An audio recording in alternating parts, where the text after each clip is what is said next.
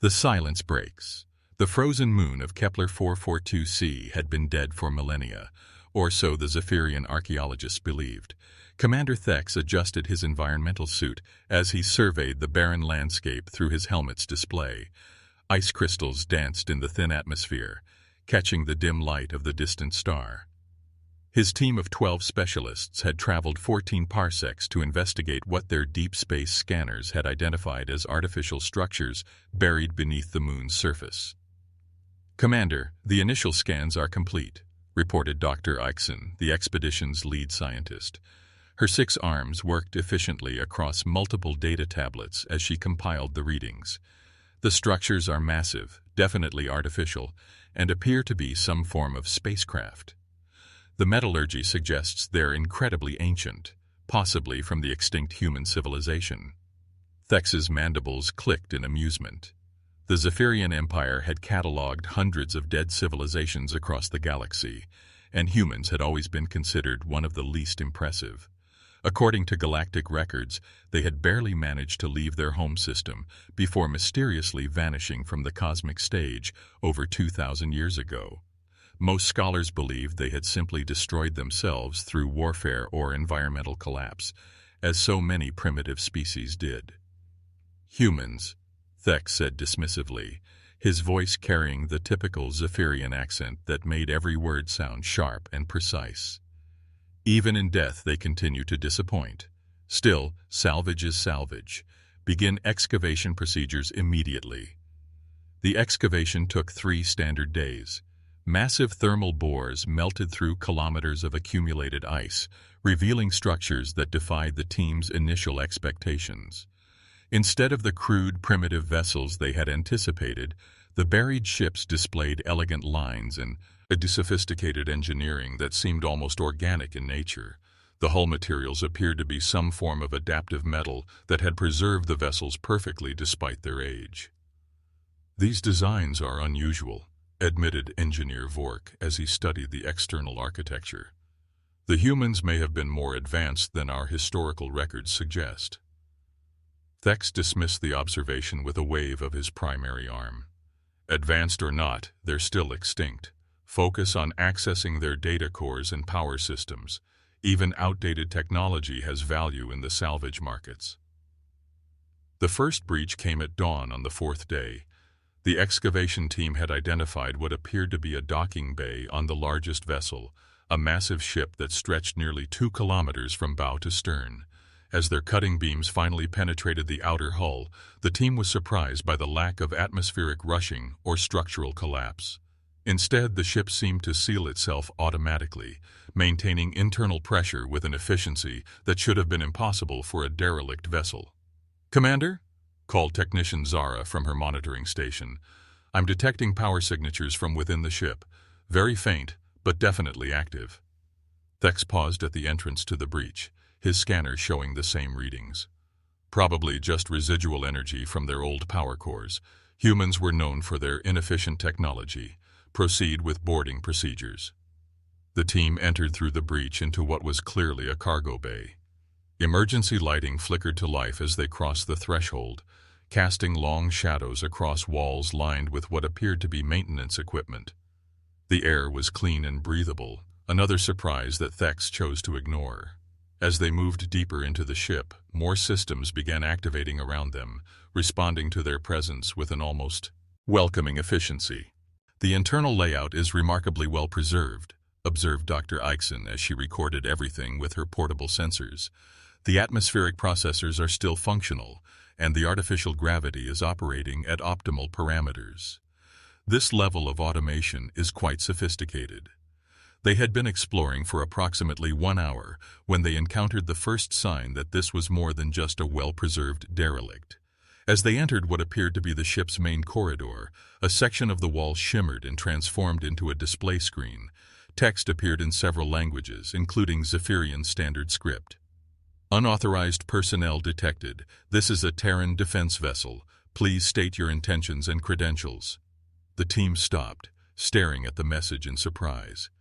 Thex recovered first, his mandibles clicking with what passed for laughter among his species. "A security system. Even their ghosts try to intimidate visitors. Ignore it and continue the survey. The message changed, the text becoming more urgent. Warning, this vessel is part of the Terran Strategic Reserve. Unauthorized access is prohibited. Please withdraw immediately. Commander, Dr. Ixon said uncertainly, perhaps we should consider the possibility that these ships aren't as abandoned as we assumed. Thex's response was cut short as new displays activated throughout the corridor. The walls seemed to come alive with flowing patterns of light, and a voice spoke from speakers they couldn't see. The voice was human, speaking in accented galactic standard, calm but unmistakably authoritative. This is Captain Sarah Chen of the Terran vessel Endurance. You have entered restricted space and are currently aboard a military vessel of the United Earth Defense Force. I am required to inform you that your actions constitute an act of aggression under interstellar law.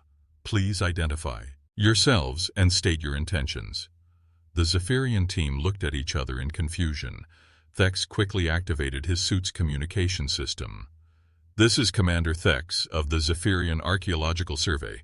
We believe this vessel to be a derelict from an extinct civilization. Are you claiming to be human? There was a brief pause before Captain Chen responded. I am indeed human, Commander Thex, as are the crews of the 47 other vessels currently monitoring your expedition. The reports of our extinction have been greatly exaggerated. Engineer Vork's instruments were now detecting massive power signatures from ships they hadn't even known were present.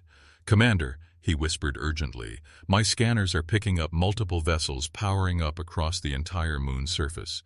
They were completely hidden until now. Thex felt the first stirring of real concern, but his pride wouldn't allow him to show weakness in front of what he still believed to be an inferior species. Even if you are human survivors, you have no claim to this system. The Zephyrian Empire has legal salvage rights to all abandoned technology. Captain Chen's voice took on a colder tone. Commander Thex, these vessels were never abandoned. They have been maintained and monitored continuously for over 2,000 years.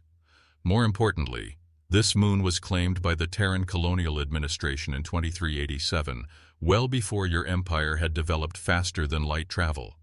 Our claim predates yours by several centuries.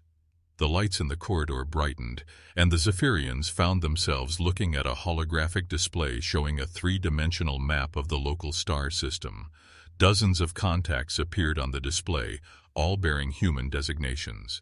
Some were clearly ships, but others appeared to be massive installations built into asteroids and hidden in the outer system's debris. Fields. This is impossible, Thex muttered, but his certainty was beginning to crack. The technology he was witnessing was far beyond anything in the historical records about human capabilities. Captain Chen continued speaking, her tone now carrying a hint of weariness. Commander, for the past 2 millennia, humanity has pursued a policy of strategic withdrawal from galactic affairs. We found that most species were not ready for true cooperation, preferring instead to measure themselves through conquest and dominance. So we withdrew, let the galaxy believe we were gone, and focused on our own development. Dr. Ixon was frantically cross-referencing her historical databases. Commander, she said quietly, I'm finding significant gaps in our records about human capabilities. What if our assessments were deliberately incomplete? The holographic display changed, now showing what appeared to be real-time feeds from cameras located throughout their expedition site. The Zephyrians watched in growing alarm as they saw their own shuttles and base camp surrounded by sleek human vessels that seemed to materialize out of nowhere. Your advanced scouts reported this system as uninhabited, Captain Chen noted, clearly reading their expedition reports somehow. They were not wrong exactly. We simply chose not to reveal ourselves. However, your decision to breach our vessels has forced our hand. Thex finally found his voice again, though it now carried less certainty than before. What do you want from us? Initially, we wanted nothing more than to be left in peace, Captain Chen replied. Your empire, like most others, has been content to ignore the areas of space we inhabit. This arrangement has worked well for everyone involved. However, your current actions suggest that this peaceful coexistence may no longer be possible. The ship around them was now fully active. with additional systems coming online every few moments. The Zephyrians could feel the subtle vibration of massive engines warming up, and their instruments detected energy levels that should have been possible for a vessel of any age. Engineer Vork was studying his readings with growing amazement. "Commander, these power signatures are off the scale. Their reactor technology is at least 5 centuries ahead of anything in our databases." Captain Chen's voice carried a note of sadness. "Commander Thex, I'm going to be very clear with you. You have approximately 10 minutes to evacuate your team from this vessel and withdraw from this system. This is not a negotiation. This is a courtesy warning, extended only because we prefer to resolve conflicts without violence." Thex's pride finally overcame his growing caution.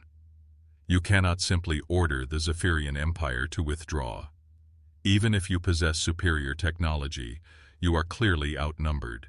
Our survey fleet consists of 12 vessels with full military escort. The holographic display changed again, this time showing a tactical overview of the entire system. The Zephyrian fleet appeared as small red icons, completely surrounded by a vast network of blue contacts representing human vessels and installations. The scale was staggering. For every Zephyrian ship, there appeared to be at least 20 human contacts. "Commander," Captain Chen said gently, "your fleet was detected and catalogued the moment you entered this system. We have been tracking your vessels, monitoring your communications, and analyzing your tactical capabilities for the past week. You are not outnumbered by a small margin. You are completely and hopelessly outmatched." The ship's internal displays now showed external camera feeds, giving the Zephyrians their first clear look at the human vessels surrounding their position. The ships were beautiful and deadly, their hulls seeming to shift and flow like liquid metal. Weapon systems that defied easy classification tracked their movements with mechanical precision. "This is your final warning, Commander," Captain Chen continued. "Withdraw now, and this incident will be recorded as a simple misunderstanding. Continue to remain aboard our vessel, and we will be forced to treat your presence as an act of war." Thex looked around at his terrified team members, finally beginning to understand the true scope of their mistake. These were not the primitive humans of galactic legend. These were something far more dangerous, a species that had deliberately hidden their true capabilities for 2,000 years, developing in secret while the rest of the galaxy assumed they were extinct. "We will withdraw," Thex said quietly, his pride finally broken by the weight of reality. "A wise decision," Captain Chen replied, and there was genuine relief in her voice. "Commander, when you report this incident to your superiors, please convey this message. Humanity seeks no conflict with the Zephyrian Empire or any other galactic power. We wish only to be left in peace. However, any future attempts to claim our technology or territory will be met with a very different response." As the Zephyrian team hurriedly made their way back to the breach in the hull, the ship's systems began powering down around them, returning to their dormant state. But now the silence felt different, not empty, but watchful. The Zephyrians knew they were being observed, evaluated, and ultimately dismissed as unworthy of further attention. Their shuttle ride back to the main fleet was conducted in complete silence, each team member lost in contemplation of what they had witnessed. As they docked with their command vessel, Thex realized that everything the galaxy thought it knew about humanity was wrong. They weren't extinct, weren't primitive, and certainly weren't defenseless. They had simply been sleeping, and now they were awake. When sleeping giants wake, the emergency seat. Scion of the Galactic Coalition Council convened 3 days after Commander Thex's report reached Zephyrian High Command. Representatives from 47 species filled the massive chamber on the neutral station of Nexus Prime, their various forms of communication creating a cacophony of clicks, whistles, electronic tones, and translated speech. At the center of the great circular chamber, a holographic display showed the star charts and tactical data that Thex had managed to gather during his brief encounter with the human fleet. Admiral Kairos of the Hegemony stood at the speaking platform, his massive form commanding attention from the assembled delegates. The Hegemony had long been considered the most militarily powerful faction in the coalition, and Kairos himself was legendary for his strategic brilliance and ruthless efficiency. His four arms gestured at the holographic data as he addressed the council. "Honored delegates," Kairos began, his voice carrying the authority of someone accustomed to being obeyed without question. "We face an unprecedented threat to galactic stability. The species we believed extinct has not only survived, but has apparently been developing advanced military capabilities in secret for over 2 millennia. Murmurs of concern rippled through the chamber. The coalition had been built on the assumption that the major powers were known and accounted for. The sudden appearance of a technologically superior human faction threatened to upset the delicate balance that had maintained relative peace for centuries. Representative Quesh of the Silicon Collective spoke first, her crystalline form chiming with harmonic overtones that the translation matrix rendered into words. "Admiral, while the Zephyrian report is certainly concerning, we should consider that it may be exaggerated. Commander Thex encountered what appears to be a small defensive installation. This hardly constitutes evidence of a major military threat." Admiral Kairos's mandibles clicked in disagreement. "Representative Quesh, our analysis suggests otherwise. The technology demonstrated by these humans is consistently several centuries ahead of our current capabilities. Their ability to remain hidden for 2,000 years while maintaining active installations suggests an infrastructure far beyond what the Zephyrian team observed." The debate continued for hours, with some delegates arguing for cautious diplomatic contact, while others pushed for immediate military action. The fundamental question remained unresolved.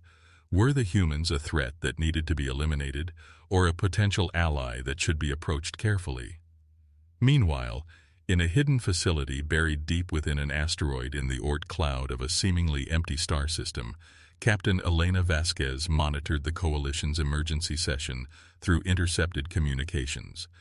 The facility, designated Outpost Prometheus, served as one of hundreds of similar installations that formed humanity's invisible network of observation and defense. Elena was a fourth-generation member of the Strategic Withdrawal Project, born into a civilization that had chosen to step back from galactic affairs and develop in secret. Her great-grandmother had been part of the original evacuation fleets that had established humanity's hidden colonies throughout the galaxy's outer reaches. Now, at age 34, Elena found herself serving as the tactical coordinator for humanity's largest covert military installation. "Analysis complete, Captain," reported Artemis, the artificial intelligence that managed Prometheus Station's operations. Artemis was one of dozens of AI entities that had evolved alongside humanity during their period of withdrawal, each one capable of managing resources and tactical operations on a scale that would have been impossible for biological minds alone. Elena studied the holographic display showing the Coalition fleet movements that had been detected over the past 48 hours. "Show me the fleet compositions, Artemis." The display shifted, revealing a massive armada gathering at the Coalition's primary military staging area.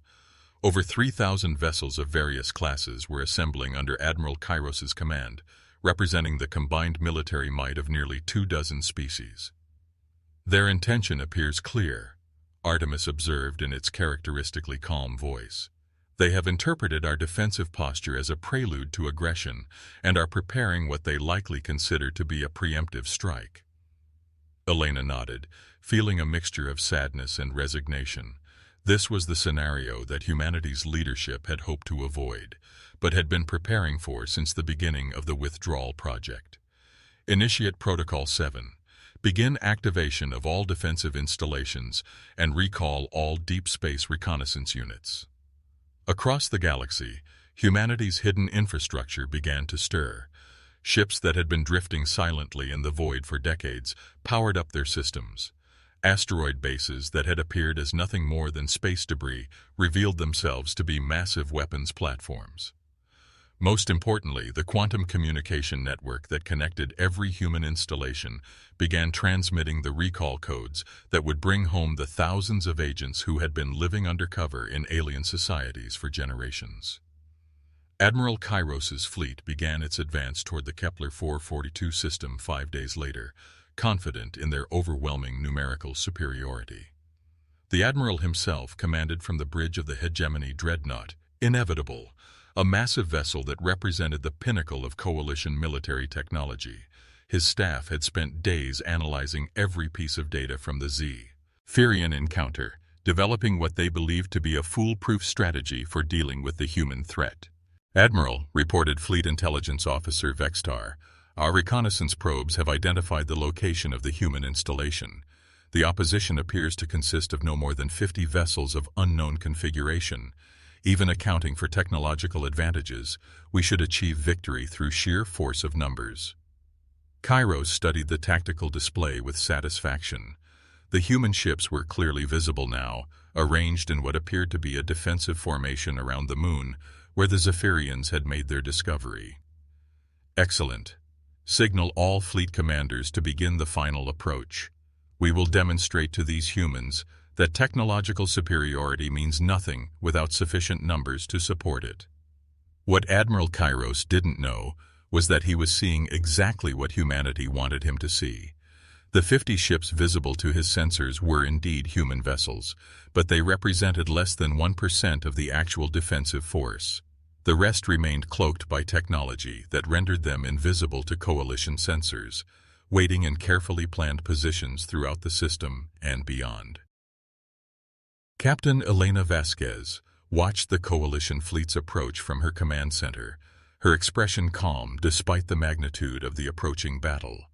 Around her, human officers and AI entities worked in perfect coordination, managing a defensive network that spanned multiple star systems. "Fleet positions confirmed," reported Commander Torres from his tactical station. "All units are in position and ready for engagement." Elena opened a communication channel to Admiral Kairos's flagship, knowing that this would be humanity's final attempt at peaceful resolution. "Admiral Kairos, this is Captain Elena Vasquez of the United Earth Defense Force. You are entering claimed human territory with what appears to be hostile intent. I am authorized to off-time. You one opportunity to withdraw your forces and return to coalition space." Kairos's response came within moments, his translated voice carrying clear disdain. "Captain Vasquez, I am Admiral Kairos of the Galactic Coalition Defense Force. Your species has hidden in the shadows for too long, developing weapons and capabilities that threaten the stability of galactic civilization. Surrender immediately, or we will be forced to destroy your installations and capture your technology for the safety of all civilized worlds." Elena sighed, having expected this response, but hoping nonetheless for a different outcome. "Admiral, you are making a terrible mistake. Withdraw now, and this incident can still be resolved peacefully." "The time for negotiation has passed," Kairos replied coldly. "All coalition vessels, commence attack, destroy the human ships, and secure the installation." The coalition fleet surged forward, their weapon systems charging as they prepared to overwhelm the small human formation through sheer firepower. Kairos felt confident in his victory as he watched the tactical display show his forces closing on their targets. The first indication that something was wrong came when the human ships didn't attempt to flee or maneuver defensively. Instead, they simply held position, as if waiting for something. The second sign was the sudden appearance of massive energy signatures throughout the system, as humanity's cloaked vessels began dropping their stealth fields. "What?" Kairos demanded as his sensors began registering thousands of new contacts. "Where did they all come from?" "This is impossible," Kairos shouted over the cacophony of damage reports flooding his command center. "How can they have so many ships? Our intelligence said they were a minor settlement." Captain Vasquez's voice came over the communication channel again, still calm despite the devastation being unleashed around them. "Admiral, you were never facing a minor settlement. You were facing the full military might of the human collective, developed and refined over 2 millennia of preparation. This was never going to be the easy victory you anticipated." The coalition fleet tried to regroup, but the human tactical advantage was simply too overwhelming. Every move they made seemed to be anticipated, every strategy countered before it could be implemented. The AI entities coordinating the human defense operated at computational speeds that allowed them to process and respond to tactical developments faster than biological minds could even perceive them. Admiral Kairos watched in horror as his flagship's weapons systems failed to penetrate even a single human vessel's defenses, while return fire from the humans systematically destroyed his fleet's combat effectiveness. The inevitable itself was struck by what appeared to be a controlled gravitational wave that left the ship intact, but completely disabled. "Admiral," came Elena's voice one final time, "you have approximately 1,000 vessels remaining out of your original force of 3,000. I am prepared to allow those ships to withdraw and return to Coalition space, but only if you agree to carry a message back to your leaders." Kairos, his pride finally broken by the magnitude of his defeat, found himself unable to speak. It fell to his communications officer to respond. We agree to your terms. What is your message?"